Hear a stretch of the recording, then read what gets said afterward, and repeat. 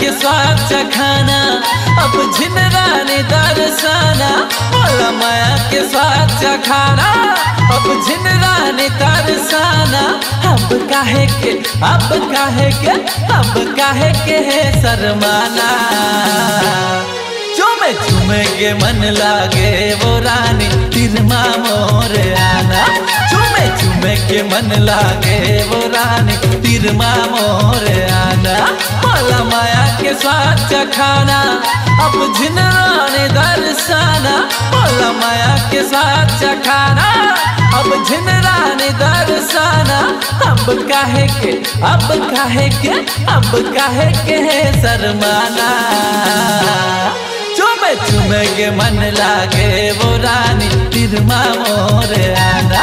चुमे चुमे के मन लागे वो रानी तिरमा मोर आना रे।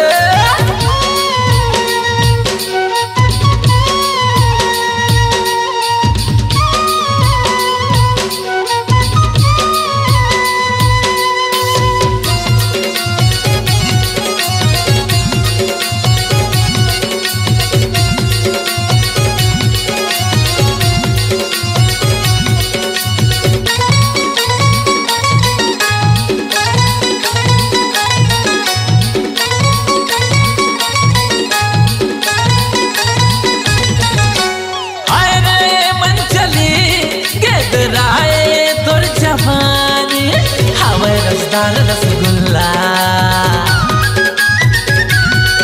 लगे इतरा के नागिन कस बाल खा के गवई में मच गिर हल्ला। हाय रे मन चली गेदराए तोर जवानी। हवे रसदार रसगुल्ला लगे इतरा के नागिन कस बाल खा के गवई में मच गिर हल्ला। आना आना गोरी तिरमयाना, गोरी चिटको झिनिल जाना।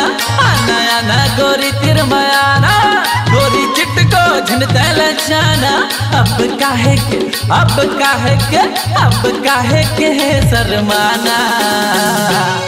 चुमे चुमे के मन लागे वो रानी तिरमा मोर आना। चुमे चुमे के मन लागे वो रानी तिरमा मोर आना रे।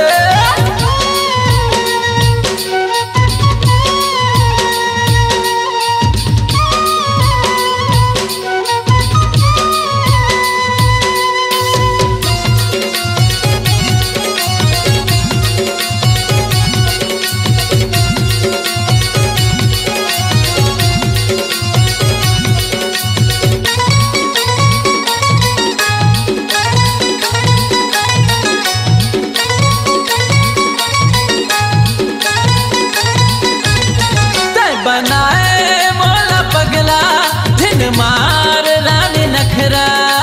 दे दे माया मोला रानी, देखे हाँ जबल तोला कंचन गकी मोला। लगे हवा बात बानी बनाए मोला पगला दिन मार रानी नखरा। दे दे माया मोला रानी, देखे हाँ जबल तोला कंचन गौकी मोला। लगे हवा बात बानी महा हो गे हो गोर दीवाना। चाहे जले रे सारा जमाना, महा हो गे हो तोर दीवाना। चाहे जले रे सारा जमाना। अब काहे के है शर्माना। चुमे चुमे के मन लागे वो रानी तिरमा मोर आना। चुमे चुमे के मन लागे वो रानी तिरमा मोर आना। मौला माया के स्वाद चखाना, अब झिनराने दरसाना। मौला माया के स्वाद चखाना, अब झिनराने दरसाना। अब काहे के है शर्माना। चुमे चुमे के मन लागे वो रानी तिरमा मोर आना चुमे चुमे के मन लागे वो रानी तिरमा मोर आना चुमे चुमे के मन लागे वो रानी तिरमा मोर आना चुमे चुमे के मन लागे वो रानी तिरमा मोर आना